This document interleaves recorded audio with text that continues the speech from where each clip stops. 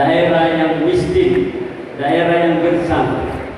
Maka dari itu kami hadir dengan niat yang tulus, dengan satu tekad dan satu harapan.